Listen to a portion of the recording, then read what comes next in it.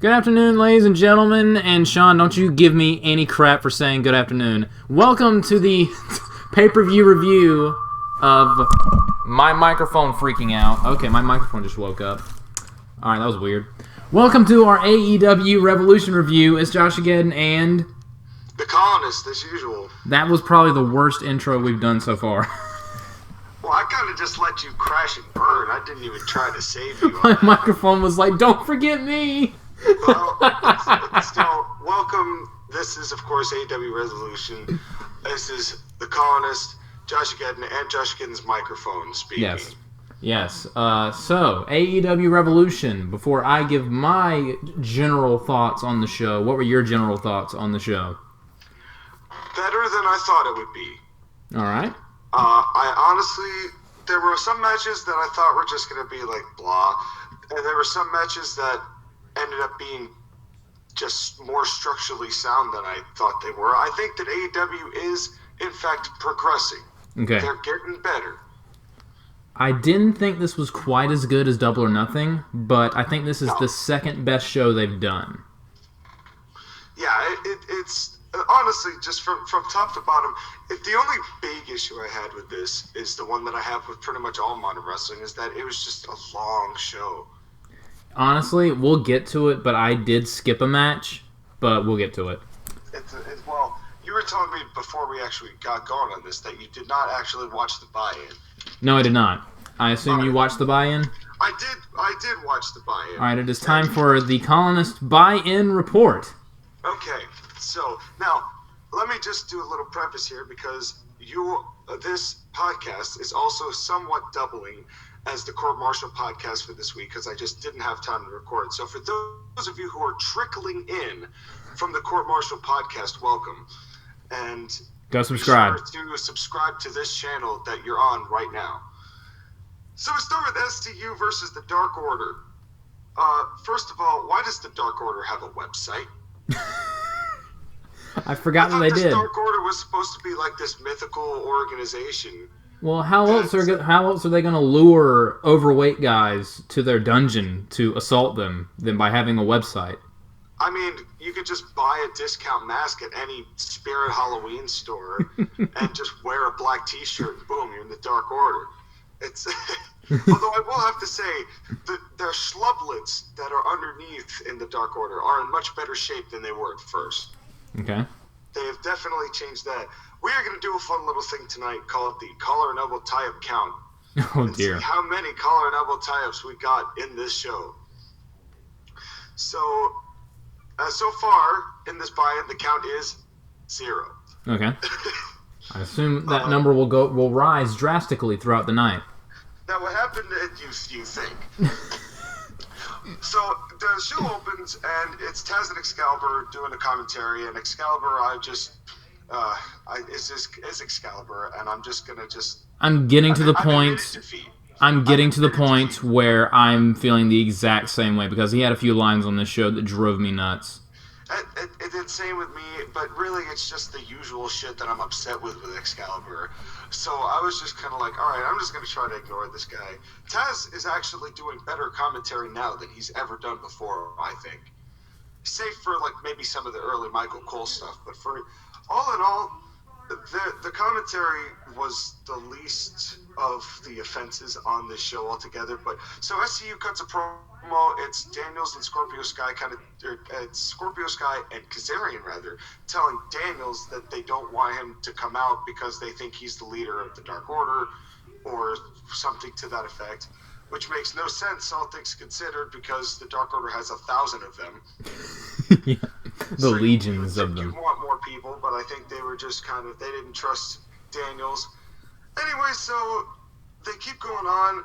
Excalibur couldn't say the word pay-per-view. The Dark Order has absolutely no reaction whatsoever. No cheers, no boos. It's like you could read a book comfortably when these people are walking into the ring. Taz's first time when Evil Uno comes in, he says, "Oh, here comes Bad Uno." I'm like, because I figured Excalibur couldn't say pay-per-view, so Taz not. John, you still there? Are you still here? Okay, I lost you for a split second. Continue. Anyway, so Facebook, ladies and gentlemen. Facebook. Literally, we have not gotten through a single one of these podcasts without something stupid happening. Yeah, that is true. And it's been 5 years since we started doing these things, and we have yet to get an actually smooth running pay-per-view review. Dude, this started with my microphone literally just exploding. We can't help it, ladies and gentlemen. We try. This is not for lack of effort.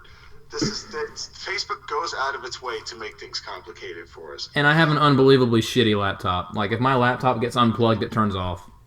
Yeah, I've been there. What I would have liked to have turned off was part of this opening bit, because it was just Dark Order. I feel like it's not even X-Pac heat. It's just like ambivalence. Nobody cares. No one cares. Nobody cares about the Dark Order. That being said, this was one of their better matches, I thought. Seriously. They had actual tag rules throughout the match.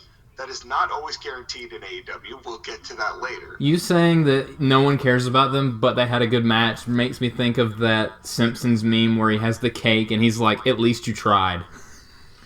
Kind of, yeah. And it paid off at the end, and we'll get to that in a second. But there was actual tags. They didn't use the tag ropes. That was so nitpicky of me. But I was like, I would have liked to have seen them use the tag ropes. But they did get good tags. There was cutting off of the ring.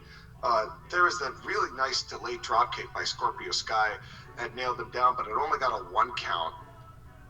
And then, even though the SCU are the baby faces, and they're the only ones getting a reaction, then the Dark Order start to make a comeback that gets no reaction.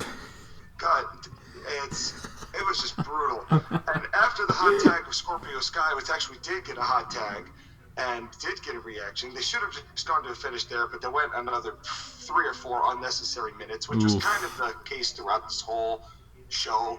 It was like most of these matches could have gone to have taken at least 4 to 5 minutes out somewhere in it. I agree. But then there's this monkey flip that I think it was Scorpio Sky did to Kazarian, and then he got a double clothesline, and that was really cool. It was a sketchy finish, which was good because it allowed the Dark Order to still pick up the win and then continue. And then the Dark Order, again, that got no reaction, but then the Dark Order continued to assault SCU after the match, and then they actually got a little heat. Some actual heat. And that's because Colt Cabana came to make the save. Oh, yeah, I heard he signed. Colt Cabana came in. The save was fun, but he didn't actually do much. He came in like, here comes the cavalry, and then the cavalry gets stomped out. Yeah. And that's where the actual heat came from, was them stomping out Colt Cabana in the debut. Then Daniels comes out kind of faking the whole, like, Vince McMahon higher power thing, where he wears, like, the Emperor's clothes, and he starts to walk out there. And then Daniels flips it up, unshackles, does a dive, and actually saves SCU. And, you know, and the post-match angle ended up being better than the match itself. I thought it actually made SCU look good, and Dark Order did get some heat, but the focus was on SCU, who are obviously very well respected by the crowd, and I think they're only going to improve in what they do because they're all veterans pretty much.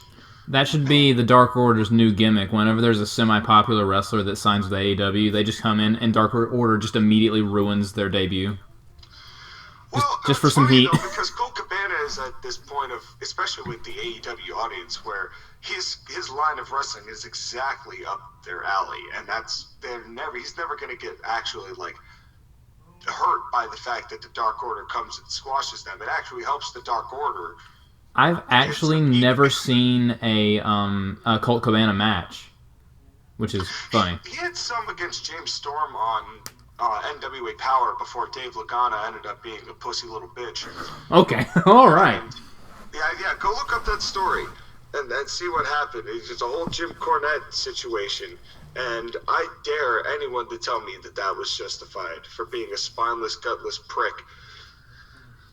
Anyway, Colt Cabana's match with James Storm was great during NWA Power, so he's got some good stuff. He's a good worker, but he's definitely along the more comedic style.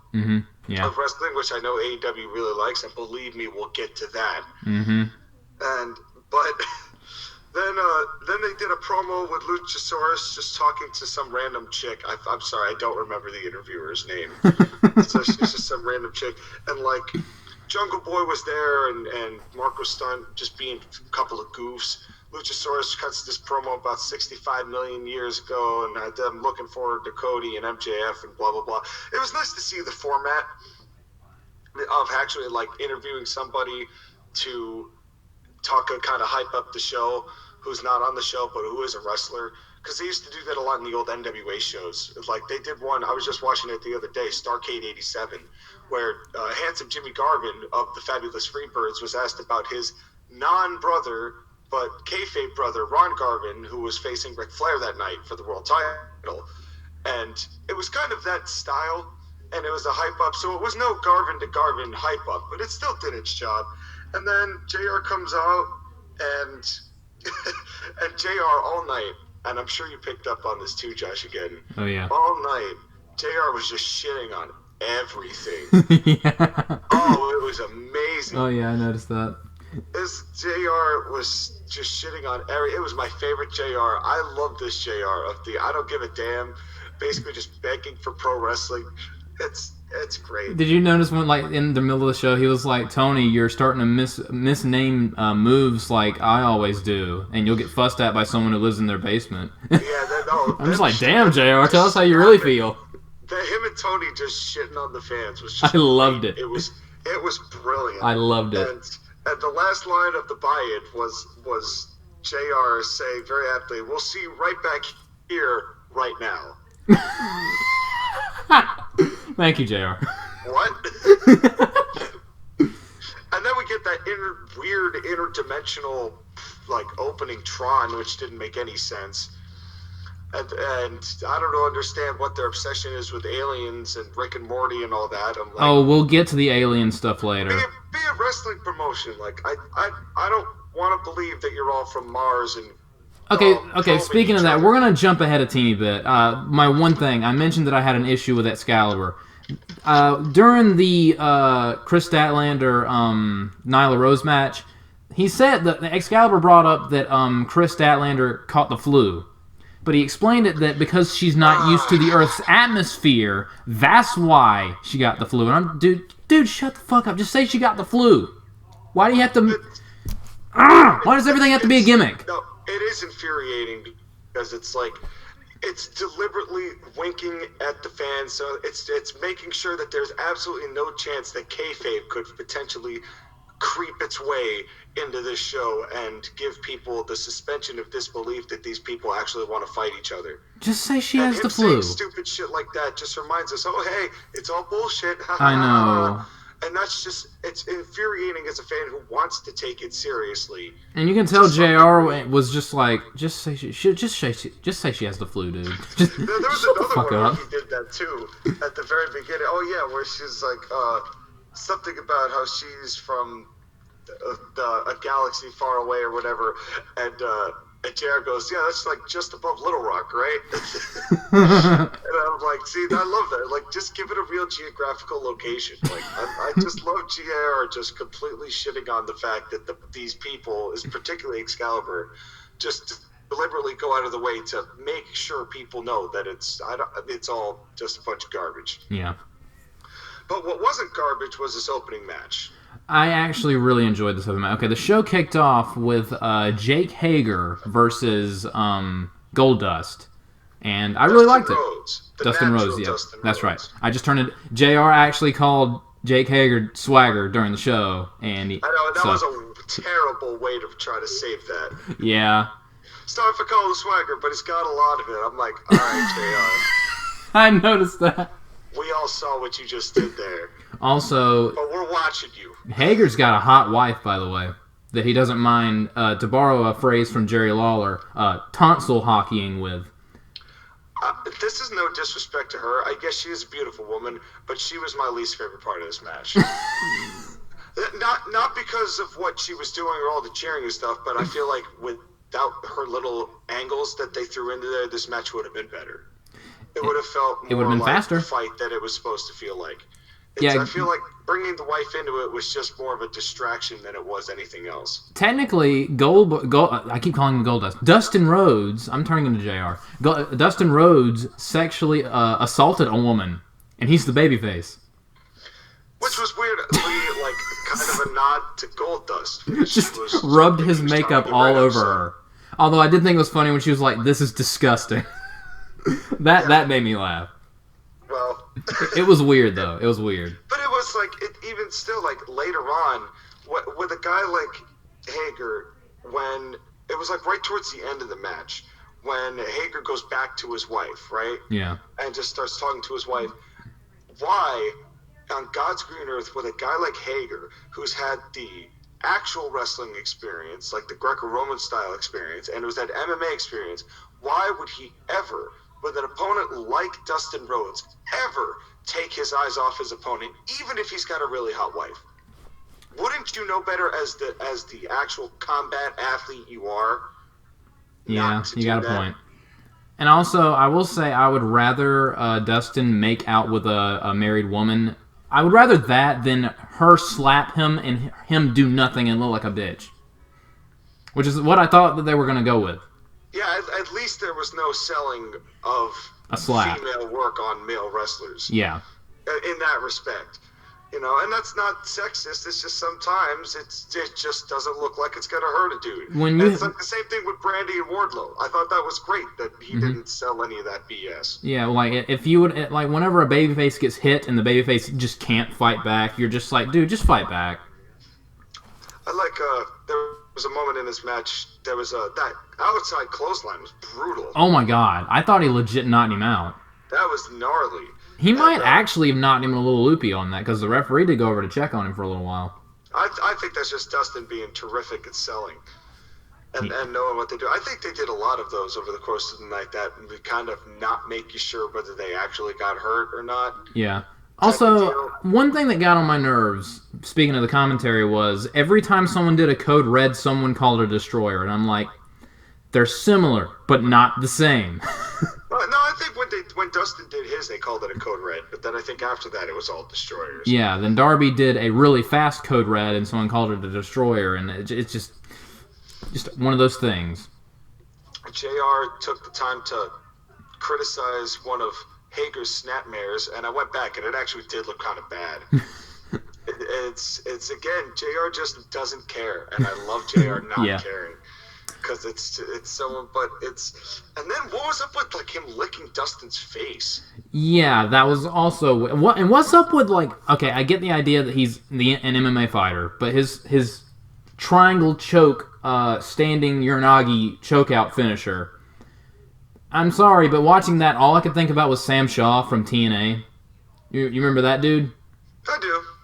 That's all I could think of when he was doing that. And then Dustin passed out. Referee called for the bell, and everyone was like, "That's it? Okay, fine."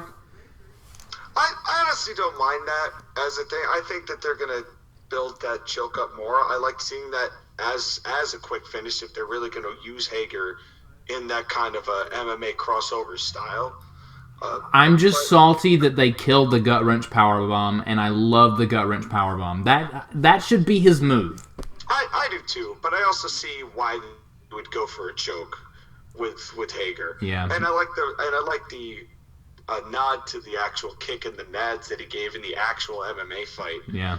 in the last one, but it was it was a fun match. Yeah, despite all of our complaining, because again, I'm literally in my dad's room right now. Not quite the basement, but in his room. This was a good match. And that arm breaker into the ankle lock was a great transition. Oh, yeah, it was. Before I forget that. That was also very well done. The crowd was like lukewarm to hot, but it helped the match. They were like that all night, which I was very happy with. It was a good crowd. Yeah. Up next was, honestly, one of the more, like, the crowd was really into this match. Darby Allin versus Sammy Guevara. I honestly really like this match. This was another one that I was surprisingly into. You know, I'm no fan. It has been very well documented. I am no fan of Darby Allin. I love Darby Allin. But I will give him this. At this match, allowed me to admit that he's got something. He was over in this match. He's got something. Our collar and elbow tie-up count, 3 matches in this show, remains at 0. Hey, this is one thing I really liked about this match. It started off hot. It did.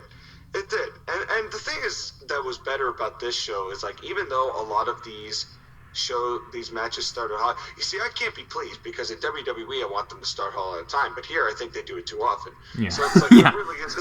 So there's a fine line to walk. It's the land of extremes, really, when you think about it. But in any event, this starting hot was fine. That 630 through the table was insane. Was nuts.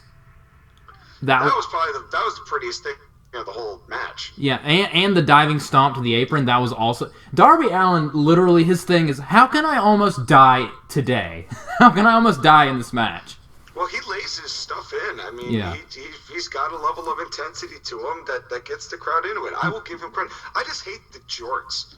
One thing I will say, the suicide dive to the outside where Sammy was draped over the barricade, that was just dumb. Like, what were you expecting? Like, yeah, his foot got caught on the ropes, and it made him come up a little short, but even if he didn't come up short, what was your plan here? Yeah, that was basically just like a double concussion headbutt. Just torpedo yourself into Sammy's solar plexus? What were you trying to do? I don't know. It was weird. But it's almost hard to tell whether Darby Allin ever feels like that. Yeah. it honestly really felt like what he's going for when he's doing it. I feel like he just wings it 9/10 of the time. It honestly felt like this looks wacky, so let's do it just because it looks wacky. And I'm like, that's not. It looks wacky and not in a good way. Yeah. But that was that was literally the only problem I had with this match, just that one spot. Yeah, this one was fun. I would like Darby Allin more if he did something other than those cut jorts. And if he got rid of the cut jorts and the pantyhose, and the coffin drop's kind of a dumb finisher. Yeah, I agree. I'm not a big fan of the coffin drop. It's like, the crowd popped for it, though. The crowd pops for it, but it doesn't make any sense. At least he didn't do it on the apron this time. Or on the actual Cracker Barrel. That was hilarious. So we are improving. Okay. Slowly but surely, we are improving here. Because we're cutting some of that. But I love Tony Schiavone right at the very end, just at the very last note of this. He says with a very boisterous and enthusiastic tone, and what a win for Sammy Guevara.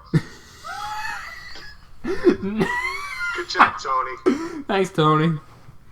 Oh, man, the commentary, dare I say, was on fire tonight.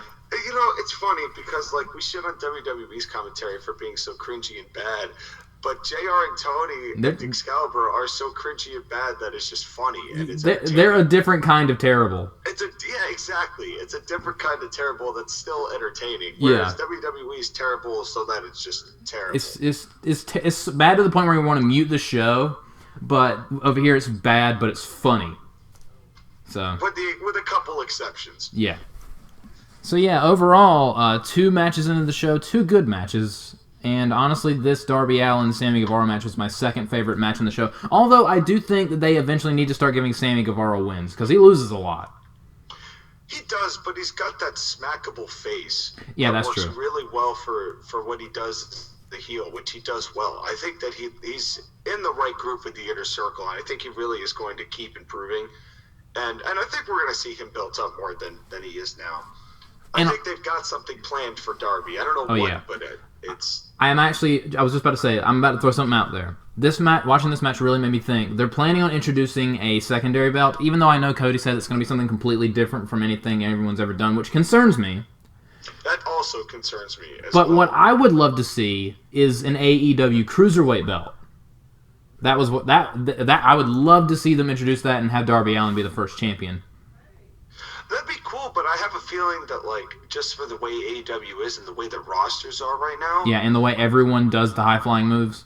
I don't see that a cruiserweight division actually... Well, I feel like that would kind of go against the whole thing of, like, we're all-inclusive and we're doing everything together in unity and happy and flowers and sunshine and rainbows. Yeah. And having separate weight divisions, oh no, that's waitist, sir. What in the world don't Fat you shaming. even? That is fat shaming, sir. We're about to We will not tolerate that kind of thing here. In a few matches, I might get accused of transphobia, so hold on to that. But anyway, so what do you think that new belt that Cody's going to be introducing is going to be?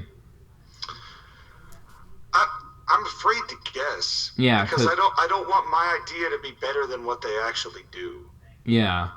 I know that's an incredibly egotistical response to get. I was about to say, damn, Sean. But the problem is, I feel like even your idea of a cruiserweight belt will probably be better than what they actually do. This is going to be completely different from anything everyone's ever done. That concerns me so much. That kind of implies to me that it's going to be something incredibly hokey. Super wacky. It's going to be wacky. Yeah. And that's why me introducing a legitimate belt or you introducing a legitimate belt might just overshadow their actual plan. Yeah.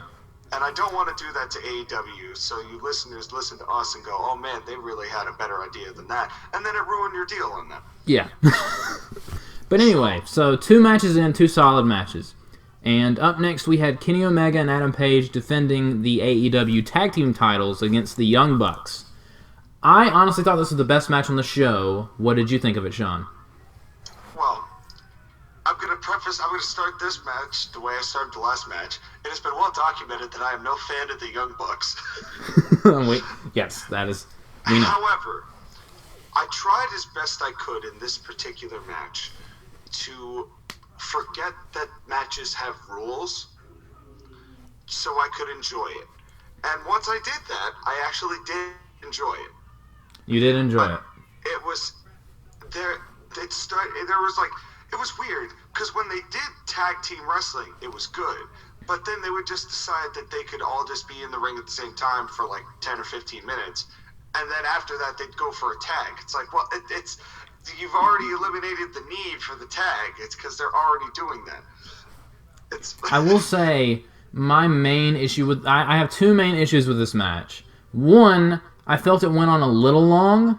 I enjoyed the whole thing, but I do think it went on a teeny bit too long. It did. And way too many pay-per-view-esque near falls.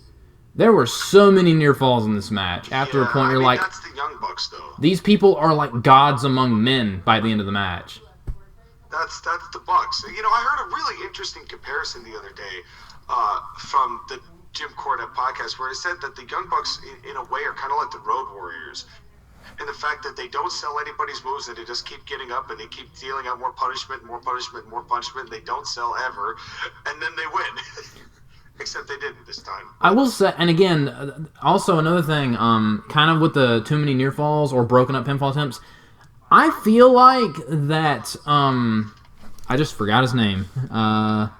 Adam Page. I just literally forgot his name. I feel like Adam Page, when he hit the One Winged Angel, that should have been it. Yeah. That was a cool finish. That would have been cool. Finish, I should say. But no, they had to break it up, and then he had to do 2 buckshot lariats, and then that was it. And I'm just like, okay, you could have ended it on the One Winged Angel, in my opinion. The One Winged Angel would have sufficed too, and I think that would have told a better story. Yeah, I agree. But again, they all have to get as much in as possible. I like how Justin Roberts said, "All right, we're 30 minutes in," and then they're like, "Oh shit, time to go to the finish." I noticed that too. I was like, "Wow, guys, you're really not hiding." Not, are you? Yeah, but we got a collar and elbow tie-up. But I will say from this group, which was surprising. One thing in this match that I thought was absolutely genius was after the match. Did you notice, like, because they've been teasing the whole Adam Page is going against these guys the whole match. At the end of the match, he put down his belt. He was on the apron, and he looked like he was going to go for the buckshot lariat on Kenny Omega for like a split second, and the commentators were like, "Oh shit, what's he doing?" But then he stopped. I love that. Once again, I feel like as good as the matches were, the post-match angles on this show were very well done and well thought out. Yeah. And, you know, for me, when it comes to, like, the Bucks and Omega, and even Page does this too, I hate the pre-run the ropes wind-up. Like, you're pointing at the ropes, and then you do that little, like, mini jump before you actually start running. Just start running. Oh, okay. This match had my least favorite wrestling move ever in it. It's a move that crappy looking dragon plexes. No, not that. You know the move where someone's on the inside of the ring and the other person's on the outside of the ring, and one of them just yanks the ropes and the other person just goes flying? I hate that move. It is so... I get the idea behind it, but it looks so fake. Yeah, I mean, that's kind of the problem with I feel like they do that a lot with... I keep thinking of Bucks matches when thinking about when those things happen. The first time I ever saw that move was, I think it was during Unforgiven 2006 in the DX versus McMahon and Big Show match, when Shawn and Shane were on the apron, and Shawn yanked the ropes, and Shane went flying face first into the cell, and I was like, that's not real. That's not how that works. And I've never liked that move. It's the one in that Hell in a Cell wasn't as bad as the ones where they just do it at random. They literally just took their own bump. And that's kind of what they like to do, though. Yeah. If you see some of these matches, I wish that Paige would just hit that moonsault like once every 3 months or something. Because we see it in every match of his, and it looks so damn good. When he did it this time, though, there was one move where he landed, and I was like, oh, please be careful when you land like that, because I'm scared for your heels and your ankles. He landed really hard on his feet one time, and it scared the crap out of me. Because he doesn't bend his knees. Yeah. He kind of just takes that on the shin. And I'm just like, oh, don't do that. And then Matt... Then they had a close-up of Matt Jackson's facials, and it looked like a baby who had just soiled his diaper. And it was supposed to be, I think, him selling pain, but he did not look pained. He looked constipated. and then they did the Meltzer driver on the ramp, and Excalibur kept calling it an indie taker, and I hated that. I absolutely hated it. I think honestly, when they do it without the front flip, it's the indie taker, but with the front flip, it's the Meltzer driver. I could be wrong. But why do the same move with just the difference between the flip and not? Like, why call that two different things? I don't know. I'm literally just pulling excuses out of my ass. This is just the only issue I have with the Young Bucks. But I really tried to keep it over much. It was fun. This match was fun. It was a lot of fun. It was a lot of fun. I even liked Omega's comeback when they did like the double V trigger and then went for the cover, and then he kicked out at one and kind of rallied through that. By the way, Kenny Omega, get some new tights. You look like you have two nodes on either side that you have to break in Super Smash in order to get an achievement. I hate his hair.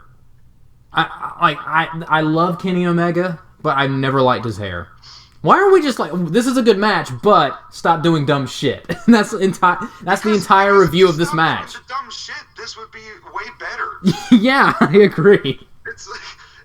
I'm not saying it's bad. It's just it would be so much better with some of these little fixes. Like, I'd like to see him use the V trigger. If they're going to push it as if it were a finish, they really need to stop giving 8 or 9 of them a match. Oh, I agree. I've always had that issue with Kenny, and the V trigger is just too overused to make me feel like it could also win a match. Yeah.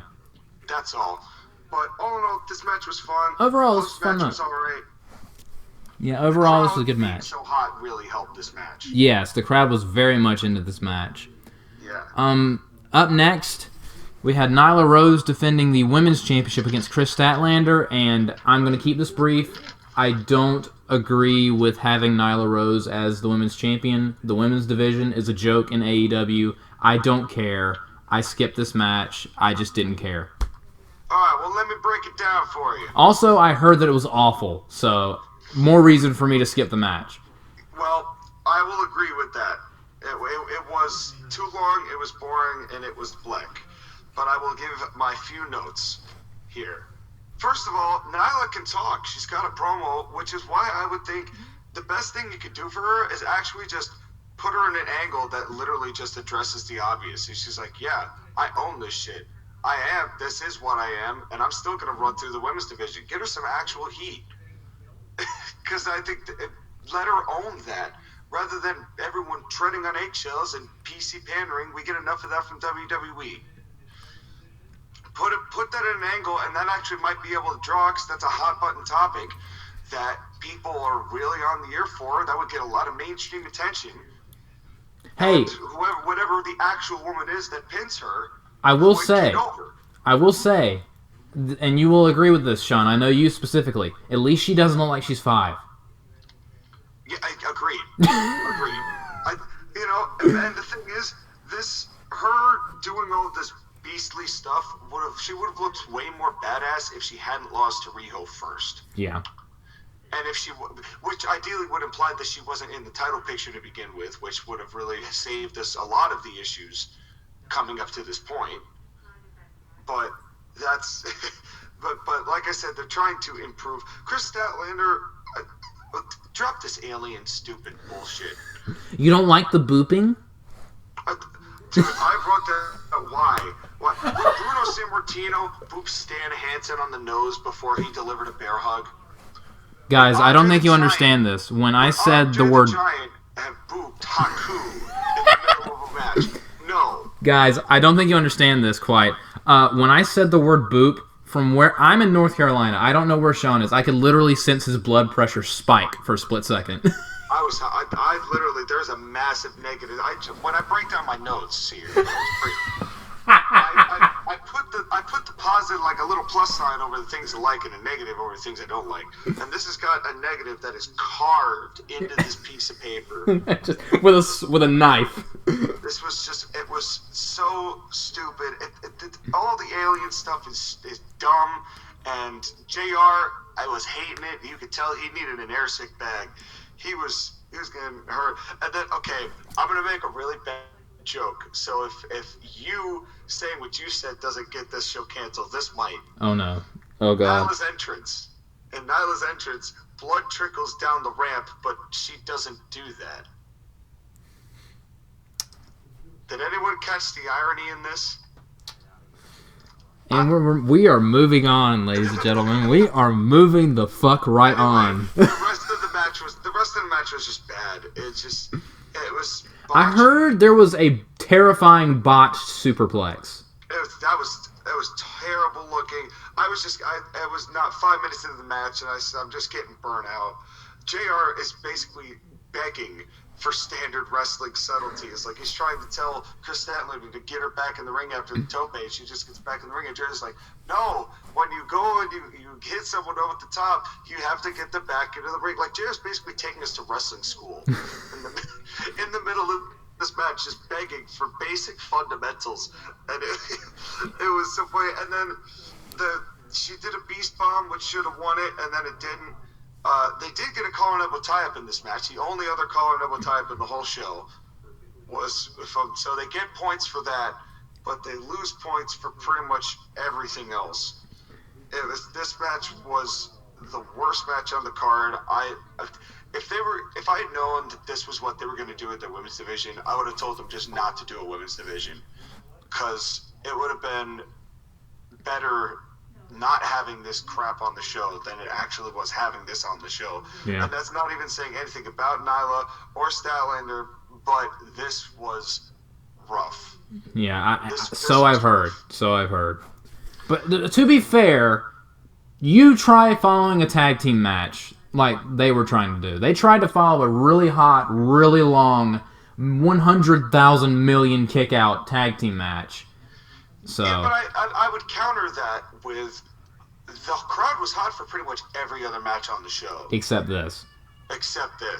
I mean, even Orange Cassidy versus Pac was after Cody and MJF, which we're about to get to. Yeah. Those all had energy. This did not. This was just, Glad I skipped it. I'm glad I skipped it. Yeah, so... But yeah, up next we had Cody versus MJF. I liked this match, but it very much felt like a Chapter 1 match, if you know what I mean. You know me as the guy who likes a lot more of the old school conventional style work. So naturally, this was my favorite match on the show. I can see that. It did not feel like a blow-off match to me, but I feel like they're going to that. Yeah, I could tell what they were going for, and I think it worked. Although I will say, how did MJF get busted open? I think he must have just when he landed. See, I don't know, because it kind of seemed like Arn might have hit MJF, but the camera didn't catch it during that moment, because the camera was kind of more on Cody. Yeah, like he His kicked him off the traffic apron.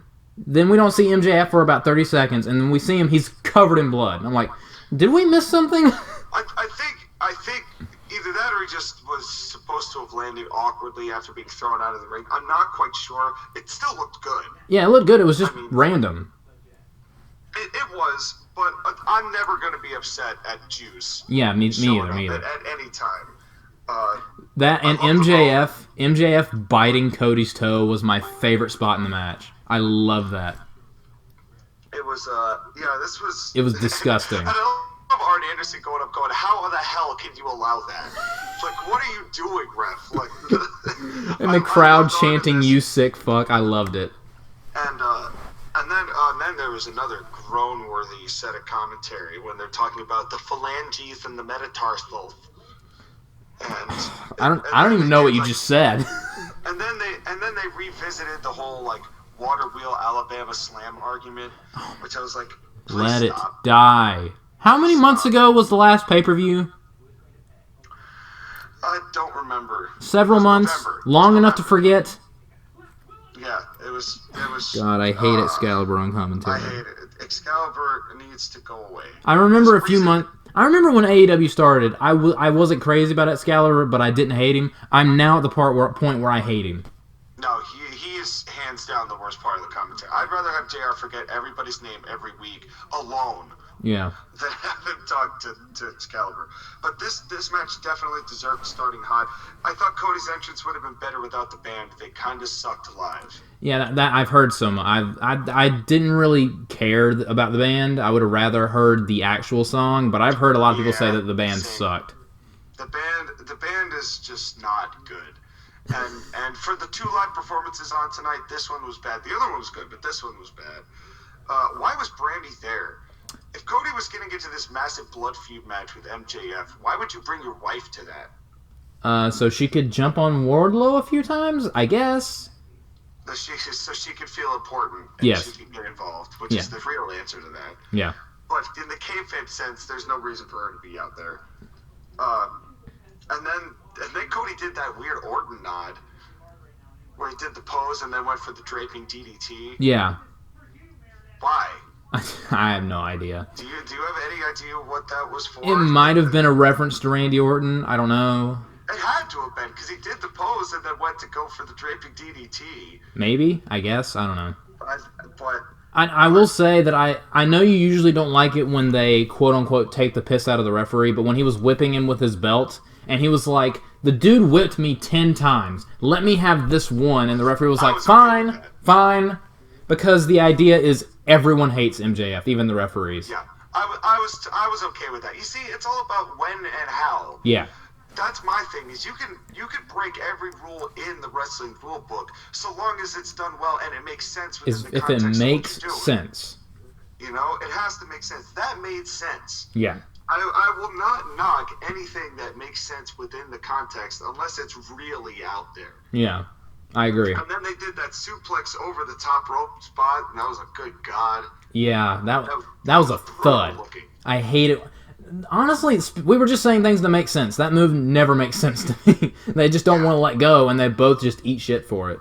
Yeah, and that was nasty. But I really like the fact that both Tony and JR were really doing their best to also put MJF over whilst calling him a despicable human being. And MJF is such an awesome heel. MJF is so good. I love it whenever he goes in the audience, just knocks that dude's hat off, grabs beer, throws it at another fan. I love that kind of stuff. You don't see that kind of stuff anymore. No, you don't. I mean, MJF really is the only one true heel in pro wrestling right now. Yeah, I agree. I mean, from everything he does to the end of this match, Cody hitting a vertebreaker was out of nowhere. Yeah, it was a very gentle vertebreaker, but it's the vertebreaker, so you kind of have to do it carefully unless you want to murder someone. Actually break their neck, yeah. Yeah. But bad. The only thing that I didn't like about this was when Cody threw the belt into the audience. Not that catching a belt and catching Cody's weight belt isn't cool, but God forbid that metal part of the belt hit some little girl in the face. Yeah. Boom, lawsuit. Mm-hmm. Yeah. It's like, but the injury selling, the further the match went on, was glorious. I love that moment where they're both in the corner, but they're both like really beat up, and they start to go after each other just with the slugfest. You know, those little moments like that are just, they make a match so much better, and they add so much more meaning to it. And one thing I'll add is I liked the finish where he punched him with his ring. However, it might not have been the best finish to go with for the live audience, because for the live audience, it kind of looked like MJF just punched him and then pinned him. If you were watching on TV, you know what happened, but the audience was kind of like, what? Well, that's kind of a tough thing with a ring. Yeah. But you know what he could have done is maybe when he took it out of his tights and kind of just held it up as he put it on his finger. Yeah. You know, held it up a little bit more above his head rather than doing it right behind where the camera couldn't quite catch it because they were a bit off all night. Yeah. So you didn't get the chance to really overtly see this is what's going, put it over the top of your head so everyone can see you putting the ring on. The ref's still distracted. You turn around, you do the same move. Yeah. But if that's, talk about nitpicking. Yes, that's very, very, very nitpicky. That's about as nitpicky. And then I love also the same thing with Cody when he did, like, when MJF was stretching Cody and he ended up getting to the ropes with his teeth. Yeah. That was another good bit. It was very creative. It all made sense. It all was energetic. The crowd was clearly behind Cody, clearly booing MJF. MJF winning was the right move. Mm-hmm. This was wrestling. This was really good. This is pro wrestling. This was really good. And it was really well done. Bravo. Bravo to Cody. And MJF, obviously, because he's tremendous. I honestly have no idea how you're going to react to this next match. Up next, we had Pac versus Orange Cassidy. I'm just going to let you go because I have no idea. I'm very curious about your reaction to this match. Okay. My first note was, oh no.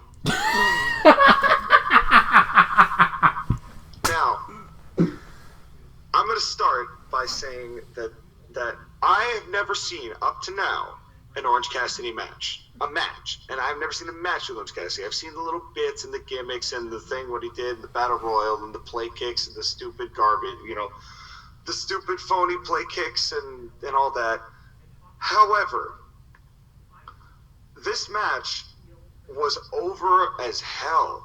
Oh, yeah. I mean, this match might have been one of the most over matches on the show, to the point where even JR, who was trying his best to call this professionally, had to step back and admit that was entertaining as hell.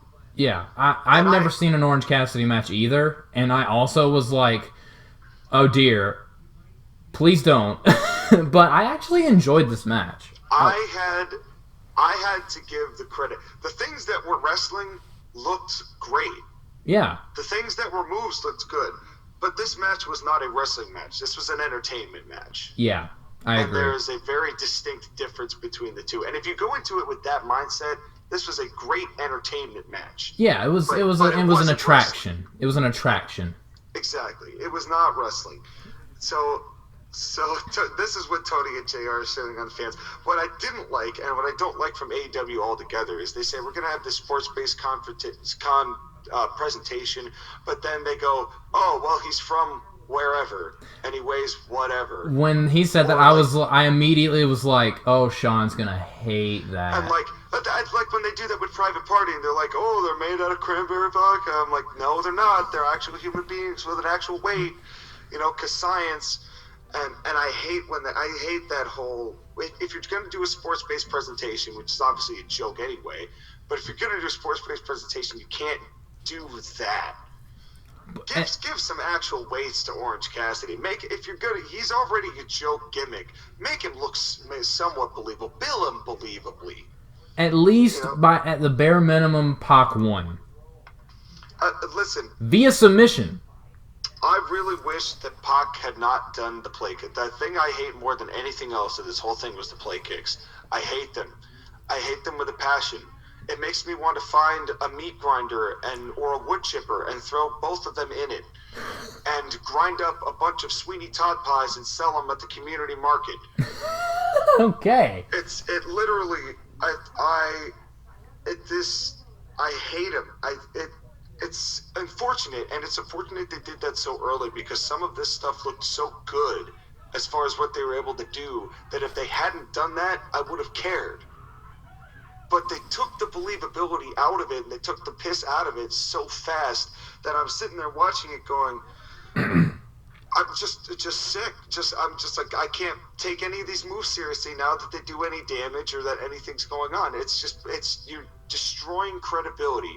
And after a match like Cody and MJF, which was all about working you're the right. fans, how the hell are you going to go and remind, again, it's AEW going, oh, remember that great match that you just saw where he looks like Cody really wanted to kill MJF? Oh, well, no, it's all fake. Ha, ha, ha, ha, ha, ha. Why would you put this match on now? Honestly, this should have been on... They wanted to have something as a buffer, which, considering the women's match we got, that should have been the buffer. Just have something. This match should have been the pre-show. The match order should have been jostled around a little bit, because I feel like this match between, as much as I personally thought it was alright, I enjoyed it, I thought it was entertaining, it felt like something that belonged on the buy-in or pre-show. Oh, it was entertaining as hell. I'm not saying it wasn't. But if you're going to push a show when it's sports-based presentation and you're doing wrestling, and you have a great wrestling match beforehand, you cannot throw this match in afterwards, because it's reminding everyone that, oh no, that wasn't actually a feud. They're actually really it's like you're destroying the very fabric of what makes pro wrestling pro wrestling. And it's higher up on the card, too. Which also made, like, that whole thing of the whole Killing the Business memoir for the Young Bucks. Oh my god, laughable. When I saw that they're selling a book called Killing the Business, and again I thought, oh my god, if Sean sees this, there's going to be a nuclear explosion whatever state he's in.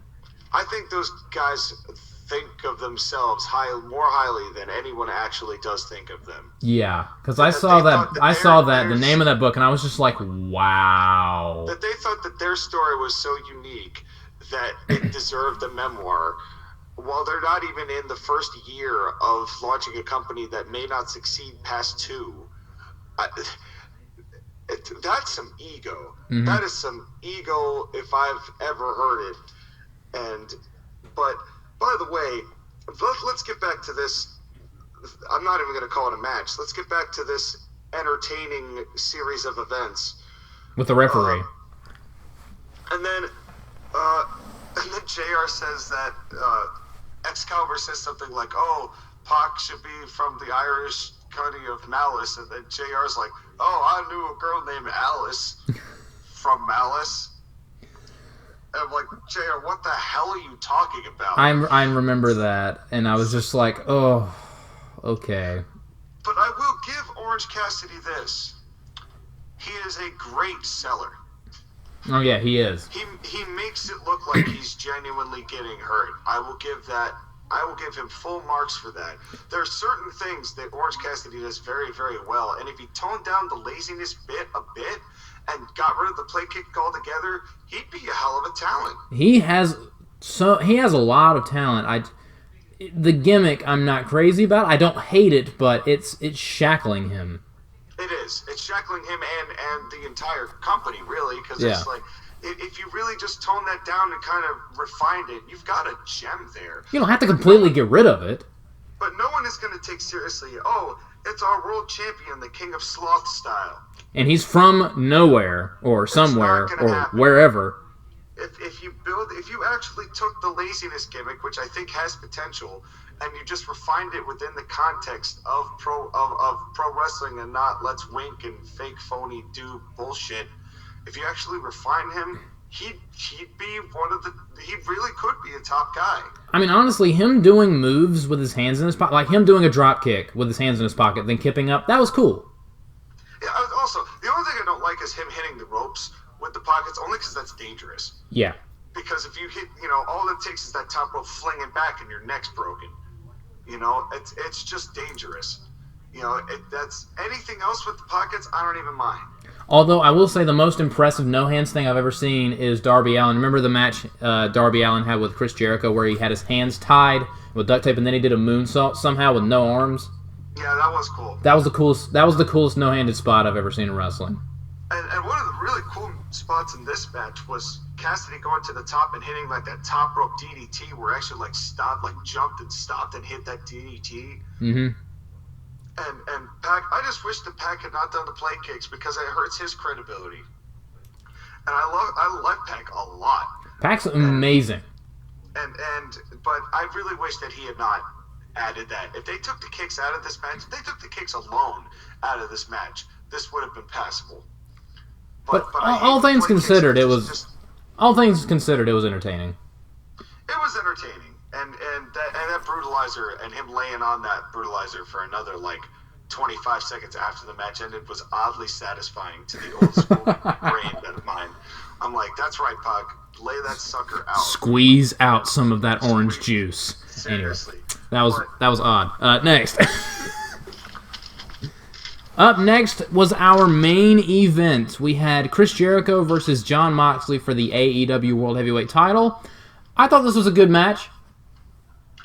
The opening package was fantastic. Agreed. I thought that was really well done. I loved the choir for Jericho. Me too. That was a fun touch as well, although they could have balanced the mics a little better because there were definitely louder voices than others in that group. There was one thing in this entire match that just made me facepalm, though. Did you notice after Sammy Guevara hit Jon Moxley with the AEW title belt, the camera accidentally got a shot of John gigging? Did you notice that? And not only that, the gig, the blade, somehow got stuck in Jon Moxley's thumb, and he had to pull it out, and all of that got on camera. That was so awkward, and I'm just like, oh my god, why did you shoot that? We need to find who is the head of production on this show, because we've already made shitting on Kevin Dunn.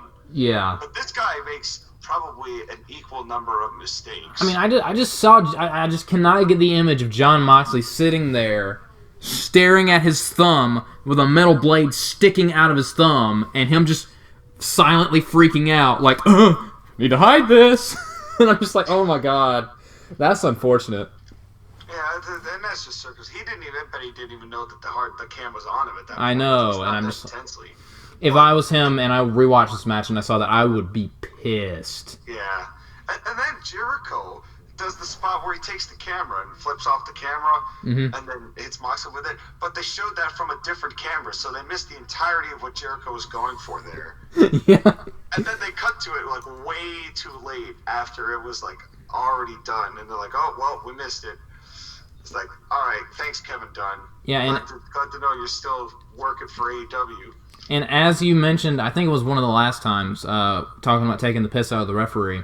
The match had started, and they're in the crowd brawling and hitting each other with weapons, and they're saying, it's a world title match, the referee doesn't want to disqualify him because it's the main event, and I'm just like, then just don't do that, then.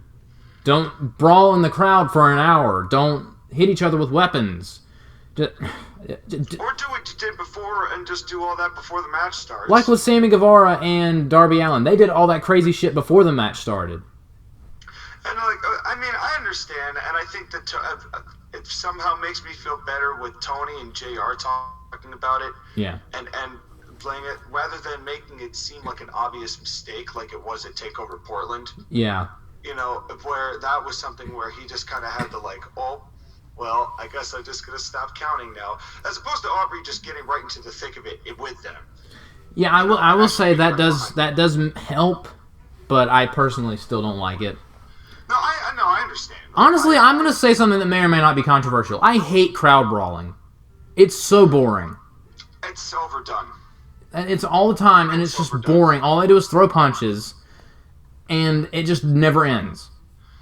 Well, back in the day, the fans were more rabid, and they weren't all there being like, oh, I'm also 600 pounds, I can't move very well at the seat, so I'm not going to look like I'm really into it. Yeah. Where fans were way more rabid back when they did brawls in the 90s and 80s, so it was like a totally different energy to it. But because everyone's just sitting there, one knows it's a show and is just watching it as a show, it just doesn't have the same effect. Plus, it's been so overdone that all the crowd brawls just look the same. Yeah. But all things considered, this was still a good main event. This was not anywhere near the best match on the show, but it was still a pretty good main event. No, a good main event. Jericho's so good that he gets cheered too much. And his lion salt. He's so good at what he does. his lion salt still amazes me. It was so beautiful. It amazes me how beautiful he's still able to hit it. I know, it's just... And we're recording this a week after the show. If you saw AEW Dynamite, he somehow did a mid-air Judas effect on someone doing a suicide dive. Yeah, I saw that. Jericho's the man. Yeah, Jericho is he's something else, man. You know what my favorite part of this match was? What? Was the pop that Aubrey got for ejecting the Inner Circle. Oh my god, when she like spun around and did the point to the back, when Ortiz or when either one of the guys, one of them took a bump off that because they were so upset. I know. That was hysterical. I loved it. It was fantastic. I love that Aubrey's getting that kind of recognition. Oh my god, she's so good as a referee. And that's, like I said, when you don't take the piss out of the referees, that's the kind of stuff that you can have happen. Dude, I just want to see like a no disqualification match where there's a table at ringside and Aubrey like ejects Ortiz and he angrily bumps through a table and leaves. I so badly want to see that now because that was just hilarious. And then Moxley won. Yeah, he did. Which was surprising. Honestly, I wasn't that surprised. Although I did think the finish was kind of because the idea was, oh, the eye injury healed, but it just was kind of hokey. It didn't really translate, did it? No, not at all. I don't think the message that he was trying to send was sent. And also, it would have looked way more badass if he had just kept the eye patch on and won. Yeah. And then the next week been like, oh, and guess what? In addition to me being champion, I'm also healed. I can see now. But I honestly thought they'd just keep it on Chris to kind of just build up to that one big challenger to get instantly over. But I think this is fine. Yeah. And I think that obviously there's going to be more matches between Moxley and Jericho. There's no doubt about that. We've come so far from that god-awful Ambrose Asylum match. Do you remember that?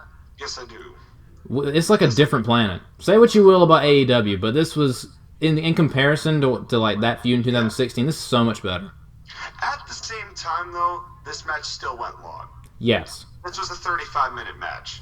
Oh, and good most lord. of these matches could have been cut by a significant margin. That's just a blanket complaint, but that's the thing. There weren't many matches on the show, but all the matches except even the women's match went long. Yeah, like massively long. Yeah. And if you're gonna do that with like the Bucks and Paige and Omega, then put them on later on the show. Yeah. Honestly, considering everything, the tag team match probably should have main evented the show. Or you would. But I'm still a sucker for MJF and Cody. Title. Well, I'm a sucker for MJF and Cody, but as far as the people on this show, I think Moxley and Jericho were just a bigger main event. Yeah. But I would like to see the tag titles main event the show at some point. Oh, absolutely. So, overall, AEW Revolution, definitely one of their better shows. Absolutely. There's guaranteed. Now, there was one thing that I did not like, and I don't know whether you kept watching towards the end of this. So Moxley wins, they go through this whole thing, and then he cuts a promo like... I heard about this. And he went to the fans, and it was completely out of character, basically. So he was just like jacking the fans off, which doesn't really match what he's doing on the screen. And then that was it. And then he said, and then he got an actual what the fuck out, because they tried to play his music to play him out. And then he literally said, I'm just winging it at this point. And I'm like, okay. Yeah, I heard about the ending being awkward. It was weird. It was just awkward, and it was just it was like a BS speech. And I'm like, did they really actually put that on pay-per-view? Then it had Dynamite and left, and it just like, it was like a fart. It was like a wet fart in church. Yeah. It was just like, and after a big win like that, it was like, you just sucked the energy out of this room. I turned it off before that, so I'm glad I did. And you should have, and everyone probably should have, because it completely just, like, it dog farted the end of this pay-per-view, which otherwise was good and had energy and was exciting.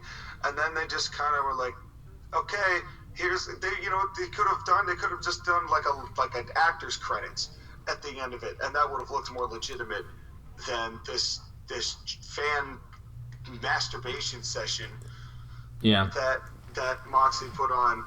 But that being said, I still gave this a 7 to a 7.5. They are starting to get it. Yeah. I'm going to give this a solid 8 out of 10. They need to polish some things up, quite a few things up, in my opinion, and cut out some of the stupid hokey garbage. But they're starting to get it. Yeah, I have faith. I have faith.